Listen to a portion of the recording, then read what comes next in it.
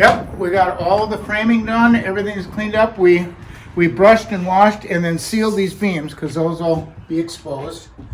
So they look, I think they look really nice. Everybody that's come in has commented on leaving those beams exposed. So I guess that's the plan. So that's all set. We've got the ceiling is all set and fixed. We ordered the glass block for the bathroom window.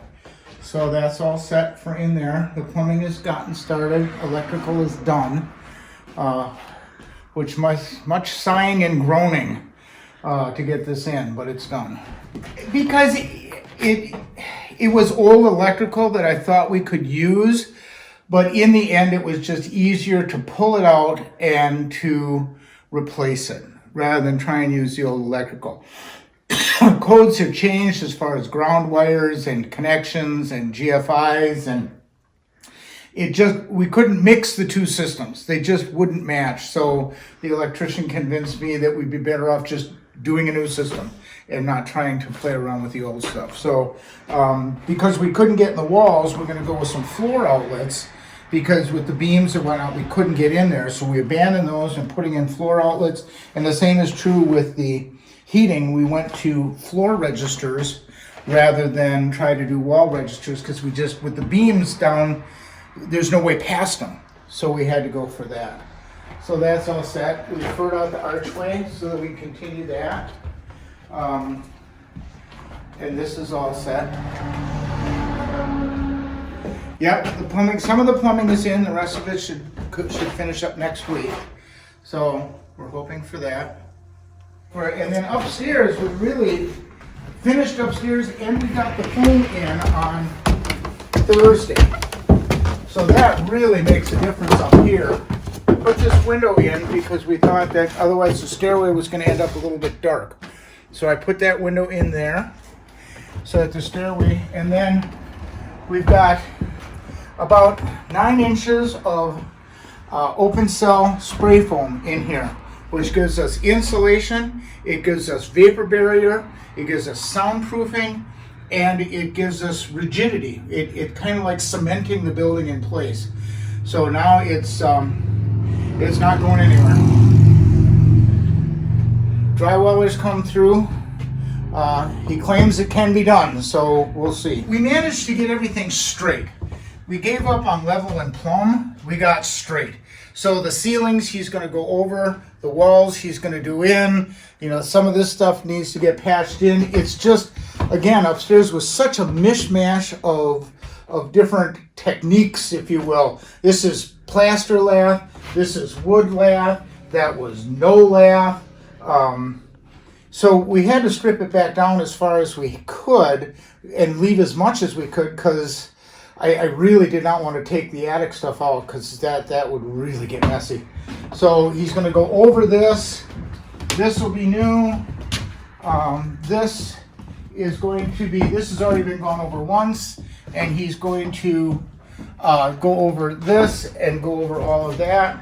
And so it's, and then patchwork. You know, everywhere there's going to be patchwork where it's going to have to get filled in and patched in and all the rest of that stuff. So I'm going to have to work alongside him with the drywallers to make sure that they have backing and that they have, you know, what they need in order to get the drywall to lay down straight and stuff like that. It's going to be a project. The drywall is going to be a project. And then he had said that he wants to do a skip trowel on the entire wall section, which is a technique. It's not a stucco, but it's a light plaster coating, which will make it'll look old-fashioned, and it should have a nice feature with the skip coat on that. So I agreed to go ahead with that. And then the ceilings, we're going to just do a knockdown, because that'll hide a multitude of sins, let's put it that way. This is the bedroom in here with the walk-in closet and the entryway, and then this will be the Jack and Jill bathroom. So you have access from here. I still have to figure out how to straighten that post out in order to get a door in it. Either that or I'll do a half round door or something, I'm not sure, but that post is really twisted. And so they'll have access to the bathroom from here, and then from the other bedroom, they'll have access from there. So it's a Jack and Jill bathroom. I just hope I can find somebody named Jack and Jill to use it. We're gonna fix the hole in the wall. That used to be, there was a chimney that went in there. Remember that there was a chimney that started here in brick and went up, and it cascaded into here. This was solid brick up through the roof. So when we took it out, this was just gone. What they had done was they had put a ledge in here, and then they just piled brick on top of it, and the brick went through the wall and it went through here. So when we took the brick out, that hole appeared. So we will be patching that. What they would do is they decided there must have been a wood burner down here at some point in time, because that's a chimney hole that had been covered up. And then there was a hole in this chimney up here. And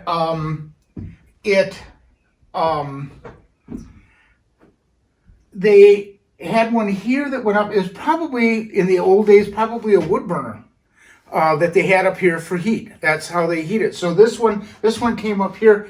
That one downstairs, that kerosene burner, came up through this hole and entered into the chimney here. And that's how that one vented. But, the funny thing is like I said, they started the chimney 4 foot off the ground. And they just built a bracket, and then they put brick on top of it, and it just stayed. They were able to do stuff like that. You'd never get away with it now. And then there was the chimney on the back side of the house, which probably was part of, like I say, that summer kitchen. And there was a wood burner, I think, down in the basement and stuff like that. So there were at least 2 chimneys in here, one here and one there. And this one started here. And then that vent pipe, for heat upstairs, it was funny because right here, what they did is they brought that oil burner. It was just the single wall stovepipe that came up and fed in right there into the chimney. And so that heated not only the downstairs, but then they used that stovepipe as kind of a radiator to heat the second floor. How safe was this? Didn't burn down. You have to pay, obviously people who have a fireplace or a wood burner know that you have to pay attention. And it used to be that all these houses were heated with, wood or coal or kerosene or things like that.